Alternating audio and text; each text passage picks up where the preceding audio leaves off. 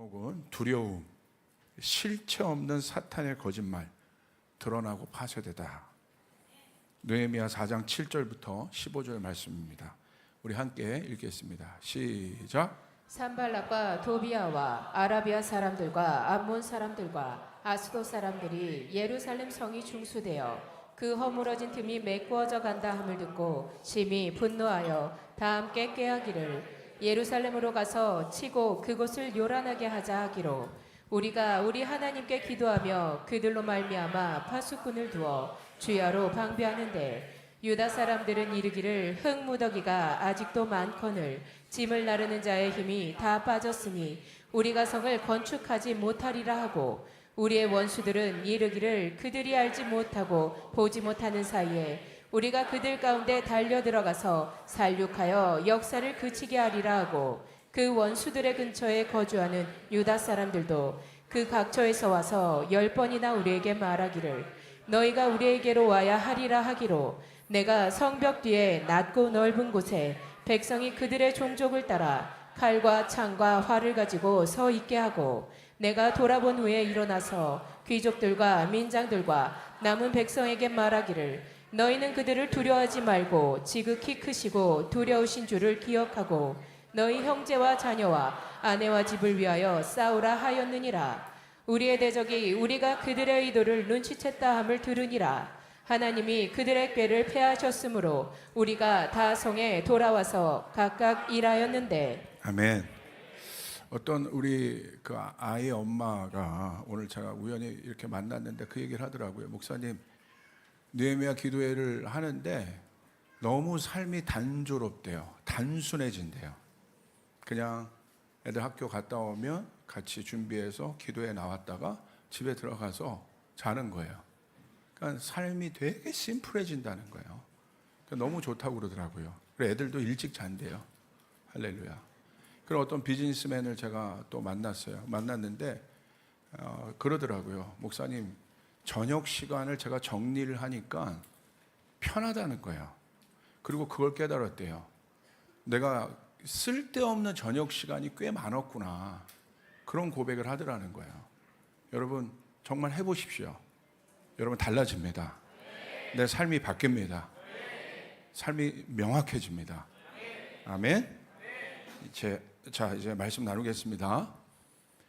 오늘은 그 어저께와 이어서 그 다음 구절부터 우리가 좀 볼 건데 이 실체 없는 거짓말이라고 저는 두려움에 대해서 정의했습니다. 왜냐하면 제가 두려움에 대해서 계속 나누고 있는데 제가 왜 두려움에 대해서 나누는지에 대해서는 계속 여러분에게 설명했습니다. 이 시대 지위 고하를 막론하고 건강한 자, 그렇지 않은 자, 또 있는 자 없는 자 할 것 없이 그냥 제가 느끼는 건 다 두려움 가운데 있는 것 같아요.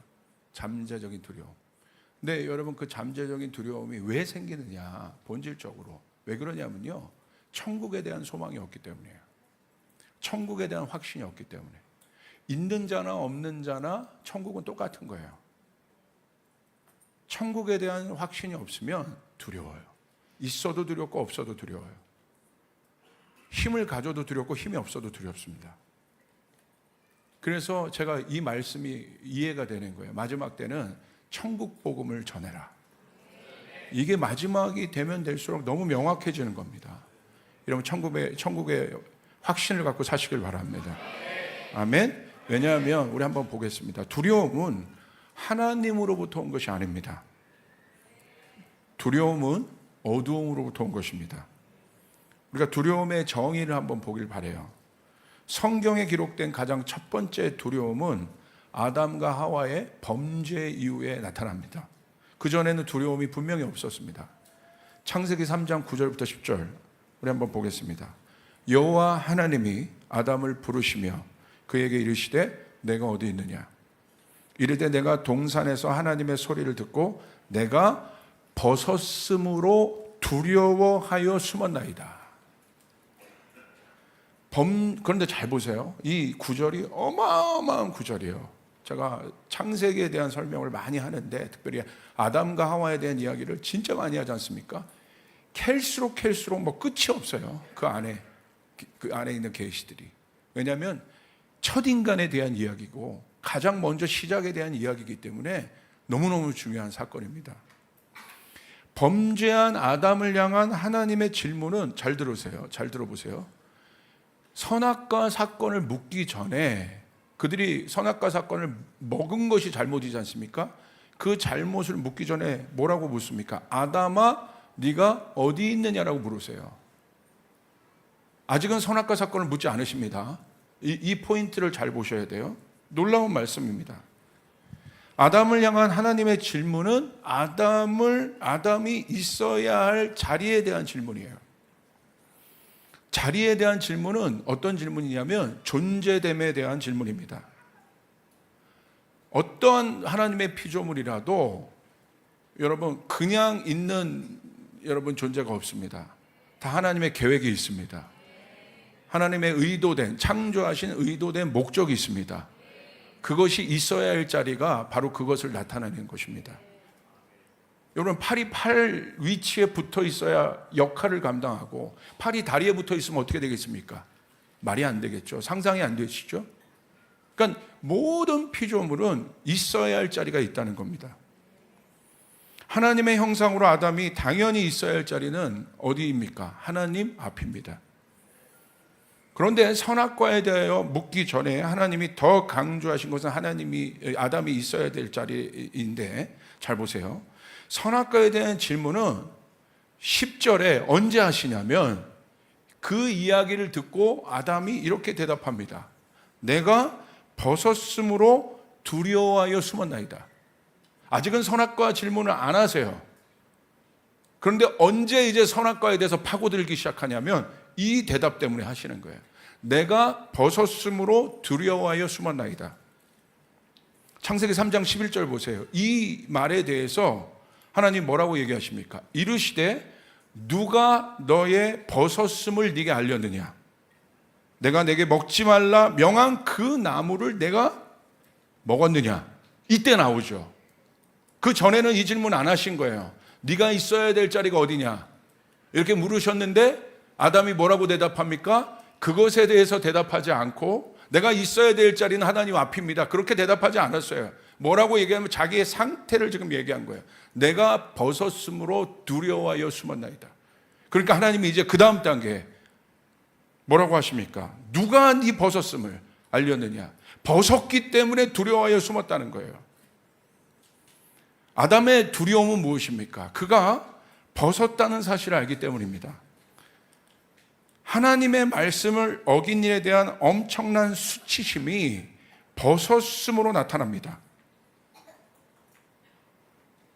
그것이 벗었음에 대한 정의예요. 하나님의 말씀을 어긴 것에 대한 수치심.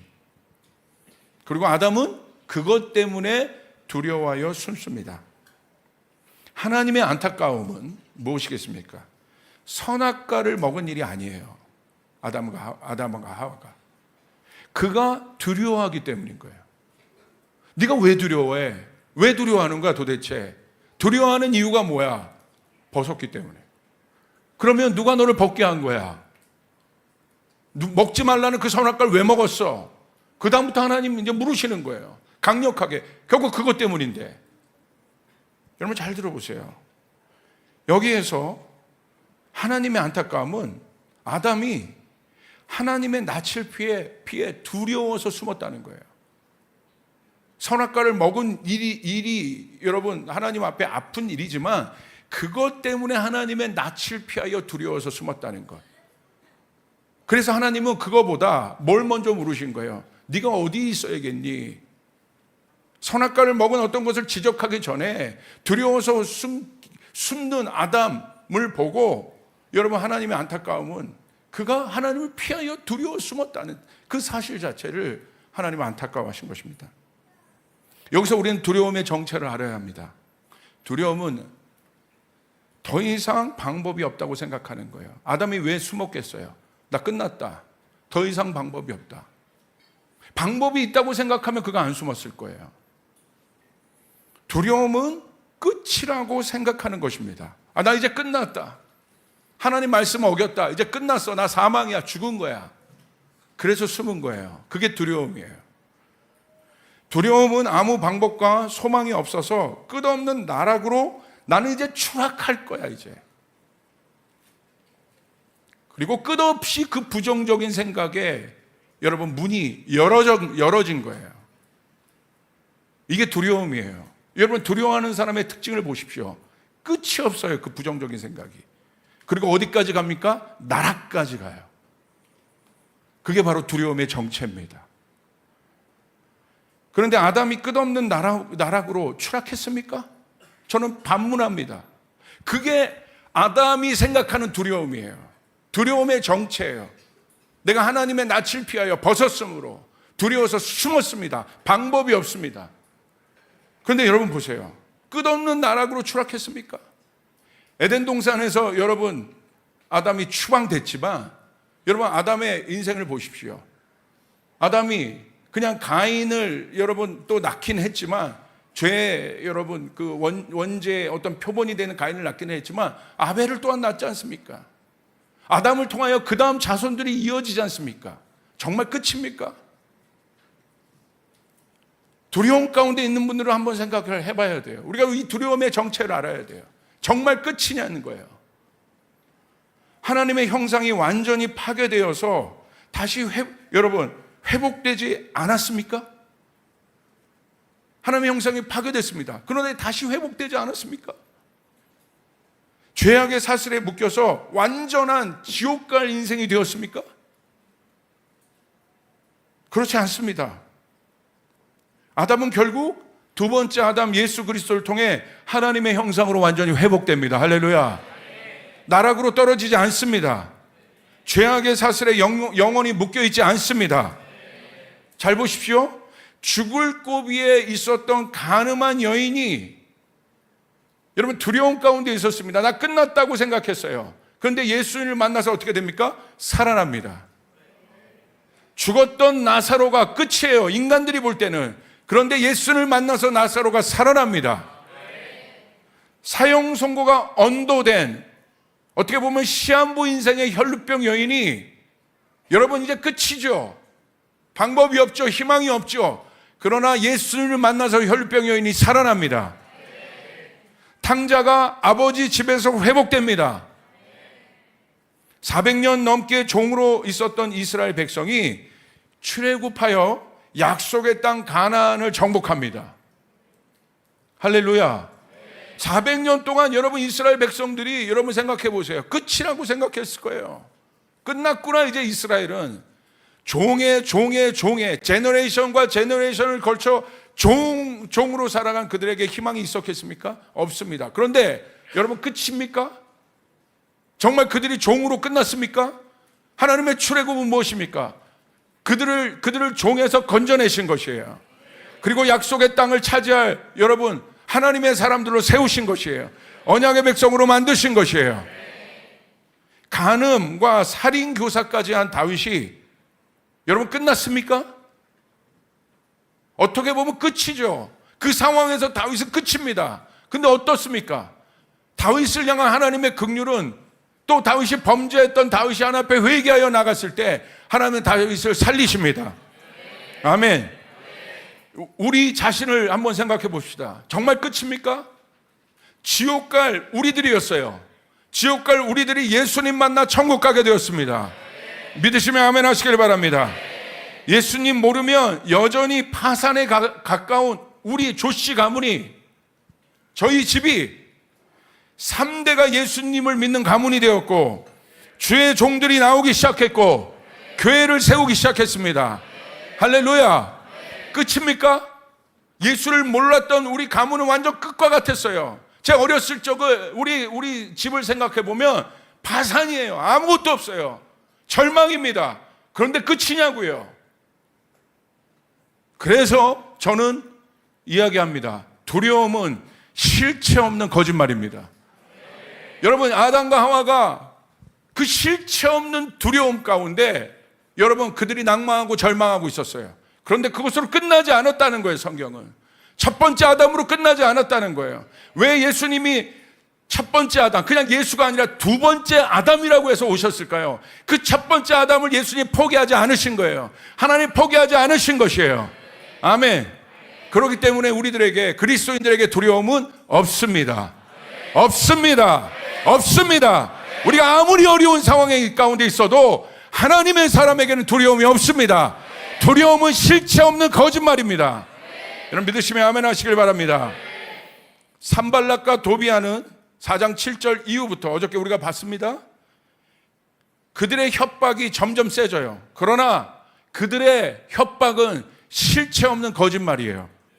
한번 보세요. 4장 7절부터 8절 한번 같이 읽겠습니다. 시작. 산발락과 도비아와 아라비아 사람들과 암몬 사람들과 아스도 사람들이 예루살렘 성이 중수 그 허물어진 틈이 메꾸어져 간다 함을 듣고 심히 분노하여 다 함께 꾀하기를 예루살렘으로 가서 치고 그곳을 요란하게 하자 하기로.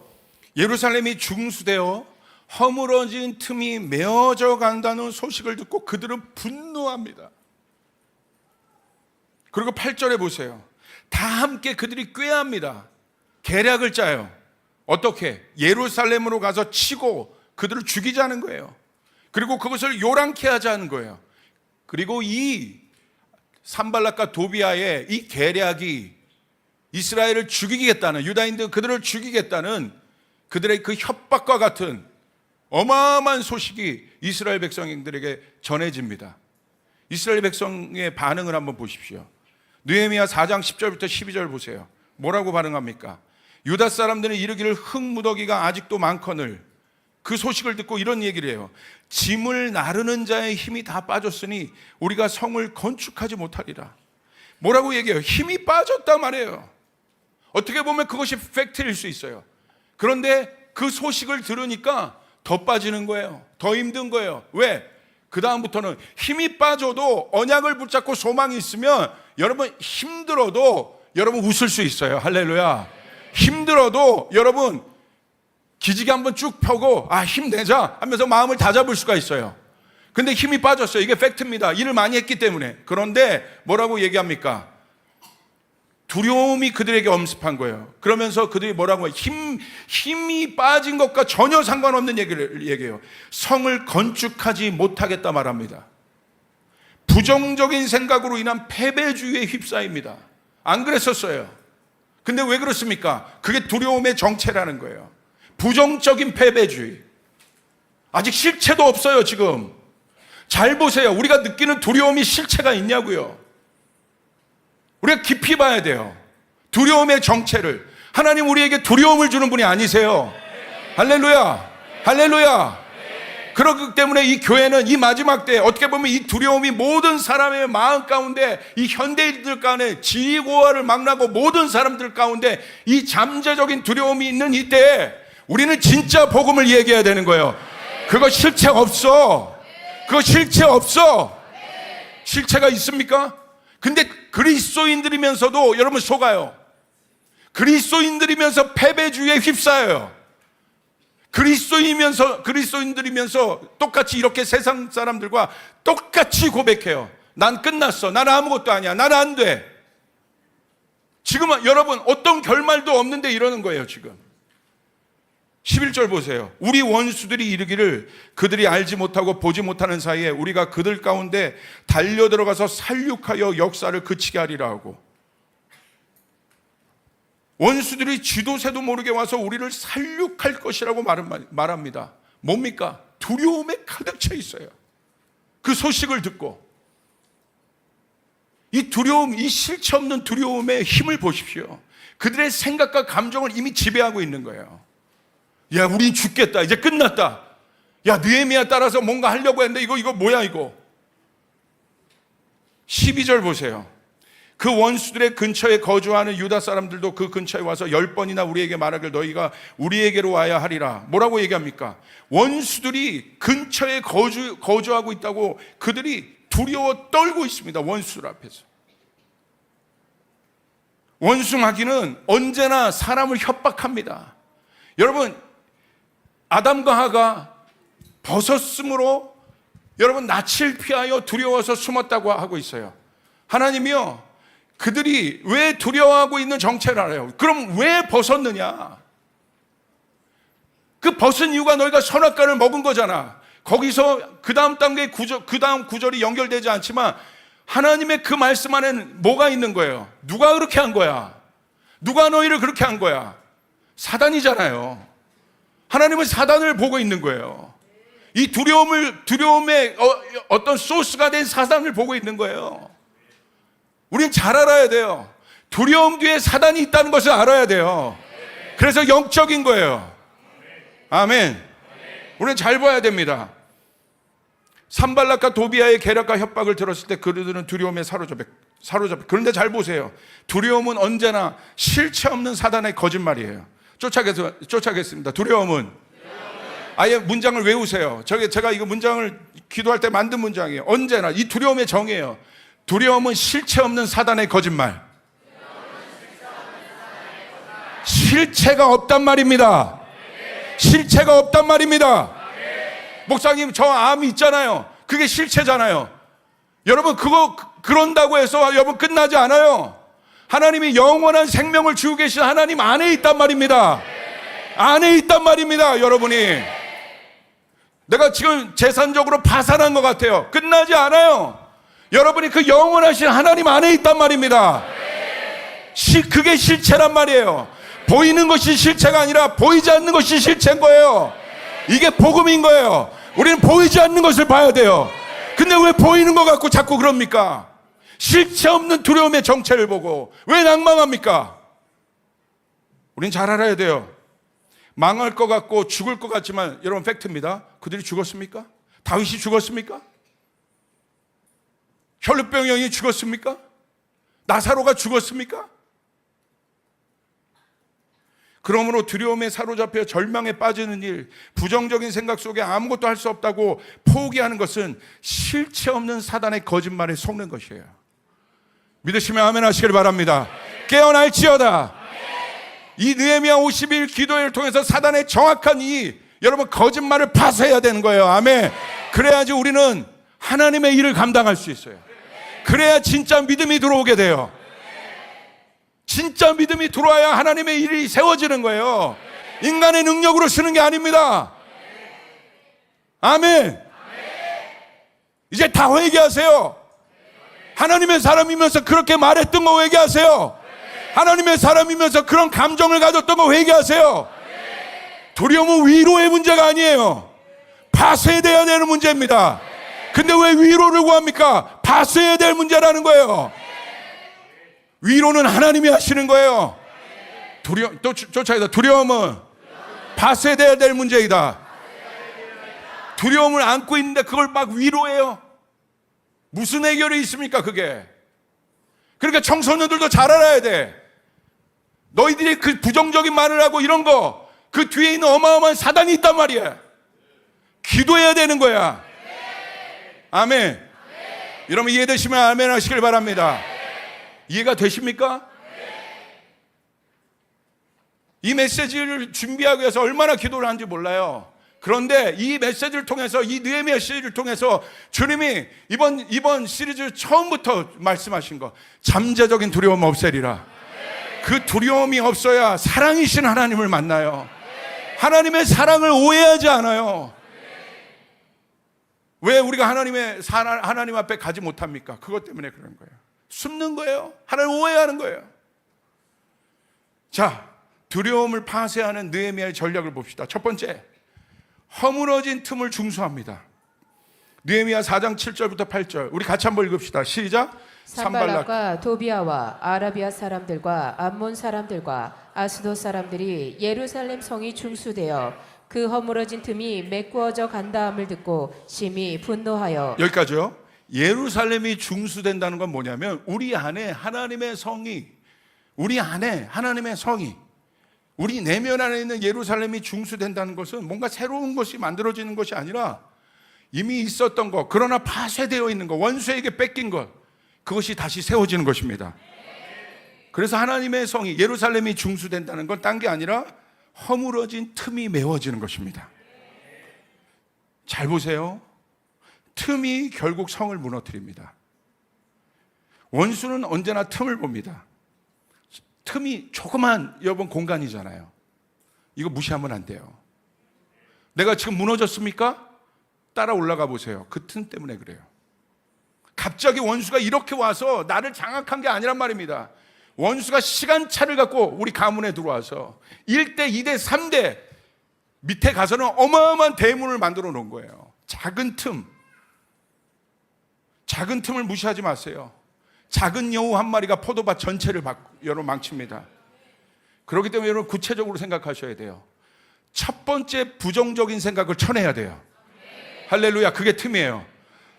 어떤 일이든지 나에게 첫 번째 부정적인 생각이 온다면 생각은 어떤 힘이 있냐면 생각은요, 자라나는 힘이 있어요. 확장되는 힘이 있어요. 생각은 생각을 먹고 자라요. 내가 부정적인 생각을 했잖아요. 그러면 이 생각이 부정적인 생각을 먹고 또 커요. 그 다음에 또 커요. 제크와 콩나무 수준이에요. 어마어마하게 큽니다. 그렇기 때문에 나중에 가서 이것과 싸우려고 하면 어려워요. 여러분이 이기려면 틈을 메꿔야 된다는 거예요. 첫 번째 생각을 쳐야 돼요. 우리가 축구 선수가 공을 받을 때 첫 번째 터치가 제일 중요한 거예요. 여러분은 오늘 첫 번째 생각, 여러분의 첫 번째 생각을 쳐내는 여러분이 되시길 바랍니다. 아멘. 그래야지 여러분 예루살렘 성이 설 수 있습니다. 작은 걱정이 나중에는 실체도 없는 거짓말까지 여러분 첨가돼서요, 진짜처럼 믿게 돼요. 작은 걱정이 나중에 실체 없는 어마어마한 덩어리가 돼버립니다. 그리고 그 실체 없는 거짓말을 눌려요. 그게 두려움이에요. 음란한 첫 생각을 쳐내야 돼요. 음란한 첫 생각을 쳐내지 않잖아요? 결국 그 생각대로 해요. 첫 생각을 쳐내야 됩니다. 아멘. 이 정도면 괜찮지라고 생각하는 타협의 첫 생각을 쳐내지 않으면 반드시 그 일을 합니다. 술 한 잔 정도는 괜찮지 라는 생각이 결국 술을 끊지 못하게 만들어요. 잘 들으세요. 한 잔 정도는 괜찮지라고 하는 그 생각이 결국 술을 끊지 못하게 만들고 나중에 어떻게 가는지 아십니까? 술 먹어도 돼. 술 취하지 않으면 안 된다라는, 술 취하지 말라고 그랬지, 이 뻔한 공식으로 돌아가요. 언제 교회에서 술 먹지 말라고 그랬어? 술 취하지 말라고 했지. 악한 거예요, 그런 말은. 결국 그 틈이 그렇게 간 겁니다. 첫 번째 틈을 쳐내야 돼요. 아멘. 여러분, 어떤 유명한 기독교 변증가가 이런 얘기를 했어요. 진리는 거짓 때문에 무너지지 않는다. 진리는 타협 때문에 무너진다. 너무 맞는 말이에요. 타협하면 안 됩니다. 옆 사람에게 선포합니다. 타협하면 안 된다. 여러분의 자녀들을 놓고 교육할 때, 하나님 앞에 교육할 때 타협하면 안 됩니다. 우리 부모님들 믿으시면 아멘. 여러분 믿습니까? 우리 청년들 타협하면 안 됩니다. 그 작은 틈이 나를 무너뜨리는 겁니다. 여러분 믿으시면 아멘 하시길 바랍니다. 대수롭지 않게 여기는 작은 생각, 처음 생각을 쳐내야 됩니다. 처음부터 쳐내야 되는 중요한 이유는 작은 생각을 용납하면 결국 그 일을 해요. 그러지 않아요? 저는 그런 경험이 있어요. 작은 생각이 들어왔어요. 근데 대수롭지 않게 생각했어. 근데 하나님 기뻐하지 않은 생각이야. 근데 제가 그 일을 하더라고요. 깜짝 놀랐습니다. 제 몸에 임상실험을 한 거예요. 우린 그런 경험 없습니까? 첫 생각을 쳐내야 됩니다. 첫 생각을 쳐내는 것이 쉽습니다. 옆 사람에서 고백합니다. 첫 생각을 쳐내는 것이 쉽다. 대수롭지 않게 생각하는 작고 은밀한 생각이 틈을 버려 번식합니다. 결국 그 죄 지을 생각이 반드시 그 일을 하게 합니다. 그렇기 때문에 처음 틈을 메꾸고 처음 잘못된 생각을 쳐내야 됩니다. 작은 생각이 결국 우리를 멸망의 길로 가게 합니다. 다윗 보십시오. 밧세바를 향한 작은 마음, 그 마음이 결국 어떻게 해요? 돌아올 수 없는 성까지 가잖아요. 목욕하는 여인을 보는 그 작은 음욕을 품은 그 마음, 그걸 쳐냈어야 되는데 결국 어디까지 가요? 돌아올 수 없는 살인교사까지 가요. 이게 영적 원리예요. 오늘 산발락과 도비아는 허물어진 틈이 메꾸어져 가는 것을 보고 심히 분노합니다. 이 사람들도 진짜 영적인 사람들이에요. 악한 영이죠. 아는 거예요. 틈 벌리면 된다는 것을. 그러니까 들어가 가지고 막 교란케 하잖아요. 악한 자들입니다. 악한 영에 사로잡힌 자들이에요. 느헤미야의 기도회는 우리의 작은 것까지 결단하는 시간입니다. 갈아엎는 시간입니다. 그래야 중수됩니다. 이 기도회를 통하여 내 안에 무너졌던 것들이 다시 세워지기를 원하는 분들 아멘 하세요. 그럼 이것과 싸우십시오. 이 틈과 싸우십시오. 이 틈을 메꾸십시오. 하나님의 말씀과 다르게 용납하고 타협했던 작은 틈은 무엇입니까? 주님이 말씀하시는데 엎어두고 해결하지 않는 부분이 있습니까? 주님이 말씀하시는데 엎어두고 해결하지 않은 부분이 있습니까? 여러분, 그런 지경까지 가야 돼요. 어떤 일을 했는데 평상시에는 내가 걸리지 않았던 일이야. 근데 성령님이 그걸 불편해. 그럼 멈출 수 있어야 돼. 뭐 이 정도 내가 괜찮은데 그날따라 성령님이 그거 멈추라고 해. 그럼 멈춰야 되는 거예요. 할렐루야. 거기까지 훈련을 해야 되는 것입니다. 사단은 언제나 그 틈을 노립니다. 가인의 범죄 보십시오. 창세기 4장 7절. 내가 선을 행하면 어찌 낯을 들지 못하겠느냐. 선을 행하지 아니하면 죄가 문에 엎드려져 있느니라. 죄가 문에 엎드려져 있다는 거예요. 이렇게 호시탐탐. 와, 무서운 말 아닙니까? 죄가 문 앞에 엎드려져 있다는 거예요. 그러니까 우리가 깨어 있어야 되는 거예요. 마지막 때 그리스도인들. 가만히 범죄함을 두고 성경은 죄가 가인의 범죄함을 두고 문 앞에 엎드려 있다고 말하고 죄가 가인을 원한다고 얘기하고 있고, 그래서 우리는 깨어 있어야 되는 거예요. 성벽과 성문의 틈을 메꾸어야 합니다. 두 번째, 느헤미야는 어떻게 반응했습니까? 주야로 기도하고 깨어 있었습니다. 느헤미야 4장 8절 9절. 다 함께 꾀하기를 예루살렘으로 가서 치고 그곳을 요란하게 하자 하기로. 근데 9절, 역시 느헤미야는 기도의 사람이에요. 이렇게 얘기해요. 우리가 우리 하나님께 기도하며 그들로 말미암아 파수꾼을 두어 주야로 방비하는데, 원수의 전략을 발전해서 볼 수 있고 그들의 꾀는 예루살렘을 공격하고 그것을 요람스럽게 하자는 것이었어요. 힘을 분산시키겠다는 것입니다. 그래서 성벽을 재건하는 것을 막겠다는 것입니다. 느헤미야는 이 사실을 알고 있었어요. 이것이 영적인 문제라는 사실을 알고 있었어요. 그렇기 때문에 느헤미야의 전략은 첫 번째도 두 번째도 세 번째도 우리가 계속 봤잖아요. 하나님께 기도하는 것이에요. 할렐루야. 여러분 선포하시길 바라요. 52일 동안 여러분이 기도하면 어떤 일이 일어나겠냐는 거야. 어떤 일이 일어나겠냐는 거야. 내 인생에 기도가 답이란 말입니다. 기도가 능력이란 말입니다. 여러분 믿습니까? 아멘. 이 말은 이 전쟁이 사람과의 싸움이 아니라는 거예요. 느헤미야는 이것을 알고 있었어요. 산발락과 도비아의 뒤에 사탄이 있다는 것입니다. 명심하십시오. 기도하는 이유는, 우리가 기도해야 되는 이유는 어려움 때 그 뒤에 그 두려움, 나에게 두려움이 들어올 때 기도해야 되는 이유는 두려움 뒤에는 언제나 실체 없는 사단의 거짓말이 있다는 거예요. 그렇기 때문에 우리는 그 실체 없는 두려움과 싸울 필요가 없어요. 사단과 싸워야 되는 거예요. 아멘. 대적해야 되는 것입니다. 그래서 기도하는 것이에요. 참 놀랍지 않습니까? 느헤미야는 한결같이 기도합니다. 여러분 옆 사람에게 고백하기를 바랍니다. 한결같이 기도하자. 우리 교회에 누가 리더십이 돼야겠어요? 한결같이 기도하는 사람이 리더십이 돼야 돼요. 한결같이 그 자리를 지키는 분이 리더십이 돼야 되는 것이에요. 그게 느헤미야예요. 마지막 때 느헤미야는 기도하는 자라는 거예요. 아멘. 그래야지 하나님 앞에 쓰임받아요. 우리도 느헤미야처럼 한결같이 기도하는 마음이 있어야 합니다. 느헤미야의 전략은 파수꾼을 두어 주야로 방비하는 것이에요. 전쟁 때 중요한 시간에 파수꾼을 두어 주야로 방비하게 하는 것입니다. 저도 중요한 사역에 갈 때 저를 위해 기도하는 중보자들에게 여러분 파수하게 합니다. 그것이 얼마나 중요한지 알기 때문에 그 파수하여 중보하는 중보자들이 밤을 새워가며 금식하며 저를 위해 기도해요. 여러분 여기 있는 조 목사는 여러분의 기도가 필요합니다. 여러분의 기도가 필요합니다. 여러분의 기도가 필요합니다. 저를 위해 기도해 주십시오. 우리 교회 리더십들을 위해 기도해 주십시오. 우리 교회 국장님들을 위해 기도해 주십시오. 아멘. 영적인 눈이 뜨면 보이는 거예요. 왜 기도해야 되는지 보이는 거예요. 기도할 것이 없습니까? 기도할 게 얼마나 많은데요. 여러분 우리가 기도해야 되는 것입니다. 이 조이풀 둘러싸고 있는 기도의 파수꾼들이 일어나야 되는 것이에요. 불성막들이 일어나야 되는 거예요. 우리 교회에 감사한 것은 주야로 깨어 기도하는 분들이 많아요. 너무너무 감사합니다. 오전에 와서 기도하는 분, 오후에 와서 기도하는 분, 저녁에 와서 기도하는 분, 새벽에 와서 기도하는 분, 기도하는 사람들로 이 교회가 가득 찰지어다. 주야로 기도하는 자들이 일어날지어다. 파수꾼들이 일어날지어다. 여러분의 스몰이 기도하는 스몰이 되길 바랍니다. 아멘. 마지막입니다. 세 번째, 영적 공기를 반드시 바꿔야 합니다.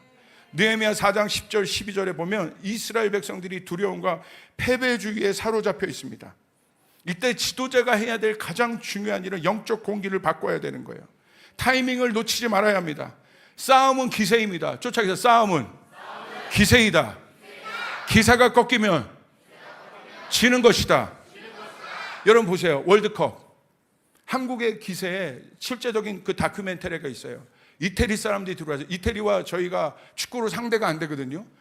한국이 여러분 그 이태리 여러분 대표팀이 여러분 경기장에 들어왔는데 우리나라 사람들이 응원안을 보고 실제적으로 뭐라고 했냐면 두려웠다고 되어 있어요. 기세인 거예요. 어마어마한 기세인 거예요. 느헤미야 4장 13절 14절. 그러니까 졌잖아요.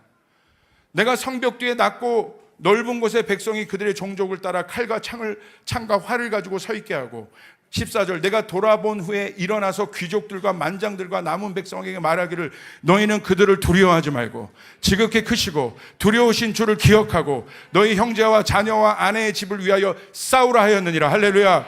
느헤미야는 두려워하지 말라고 기록했습니다.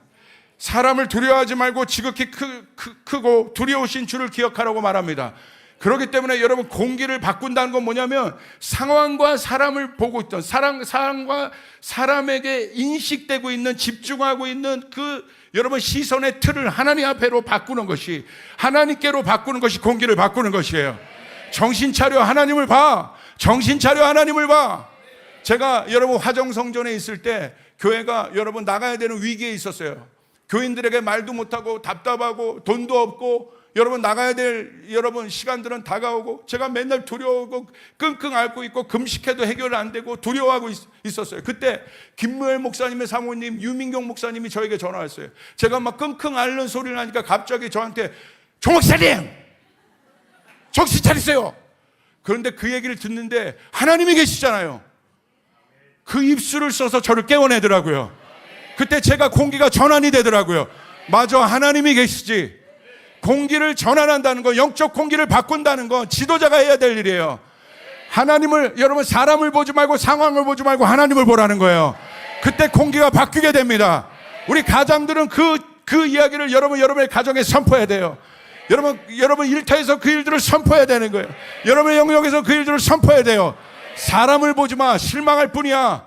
상황을 보지 마, 실망할 뿐이야. 하나님을 봐, 하나님을 봐, 하나님을 봐.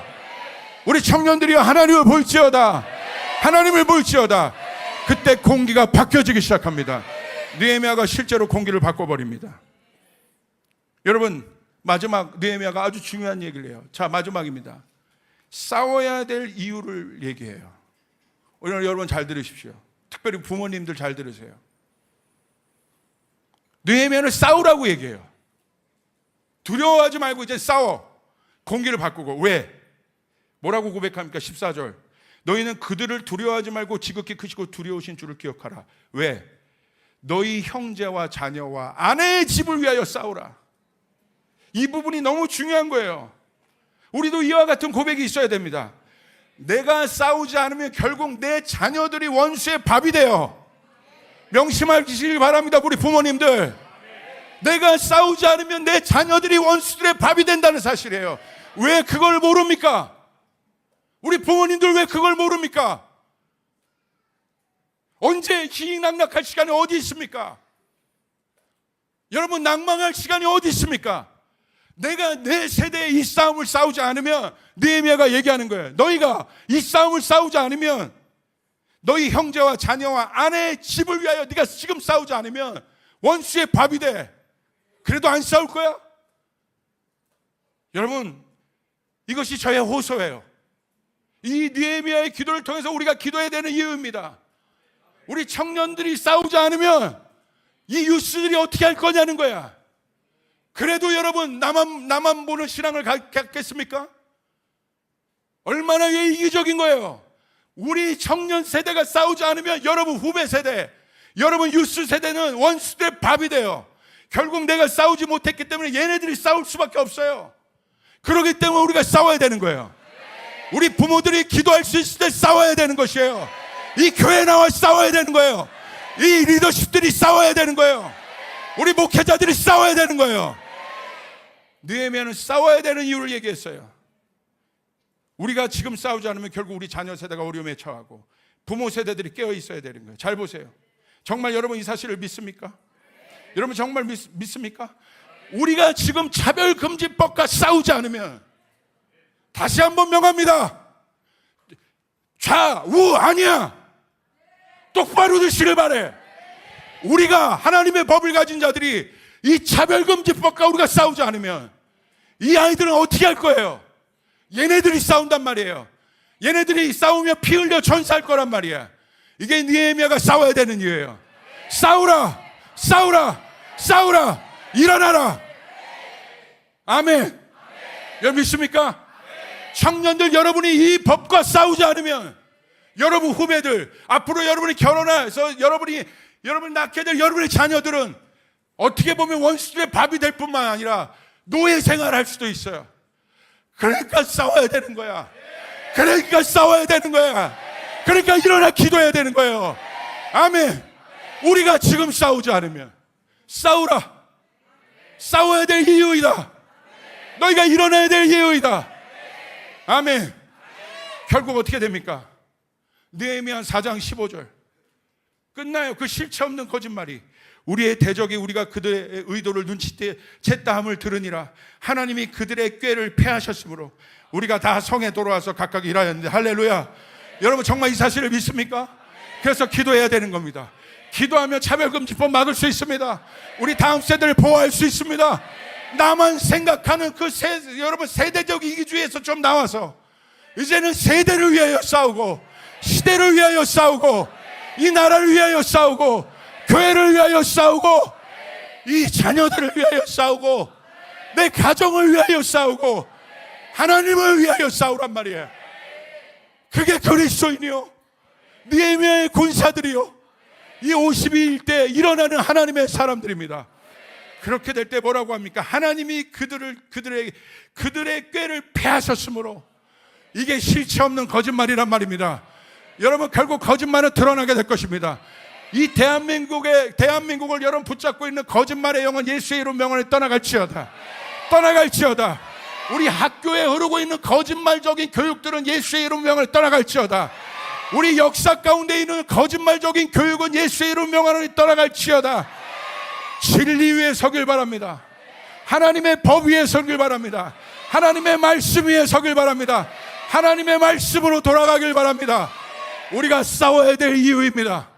그럼 우리 하나님이 일어나서 그들의 악한 것을 패하실 것이다. 우리에게 지금 방법이 없어요. 이거밖에 없어요. 대한민국이 살 길은 기도밖에 없는 것이에요. 기도하면 하나님이 움직이시는 거예요. 여러분 북한에 있는 거짓말의 영이 없어져야 되는 것이에요. 그들을 붙잡고 있는 그 공산주의의 영이 없어져야 되는 것이에요. 아멘. 우리가 싸워야 될 이유, 우리가 기도해야 될 이유, 우리가 여러분 분초를 다투러 하나님 앞에 나아갈 이유, 오늘 이 느헤미야 기도회 때, 이 목요일날 우리가 일어나 기도해야 되는 이유, 5분을 아껴가며 기도해야 되는 이유, 이 정도면 싸워야 될 이유가 있잖아요.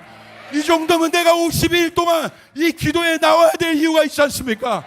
느헤미야가 외치고 있는 것입니다.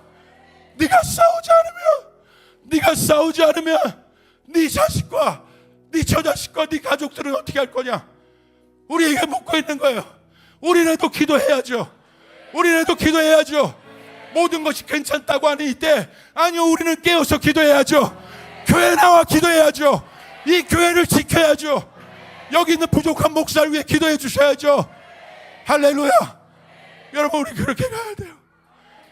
오늘 우리 초등학교 아이에게 물어봤어요. 목이 쉬었어요. 제가 영어로 물어요. Do you lose your voice? 영어로 테스트는 한 거야. 그랬더니 걔가 한국말로 기도하다가요. 할렐루야. 아이들이 목이 쉬어요.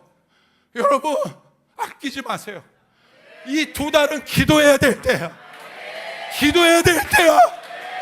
정신 차려 기도해야 될 때야. 여기 나와서 기도해야 될 때야. 아멘. 할 수만 있거든. 나와서 여러분 주님 앞에 기도할 때 여러분, 하나님은 우리 가운데 이 응답을 주실 것입니다. 원수들의 거짓말들이 거치게 될 것입니다. 우리 한번 기도합시다. 여러분, 시간 아끼지 말고 기도합시다. 오늘 하나님 앞에 결단하여 기도합시다.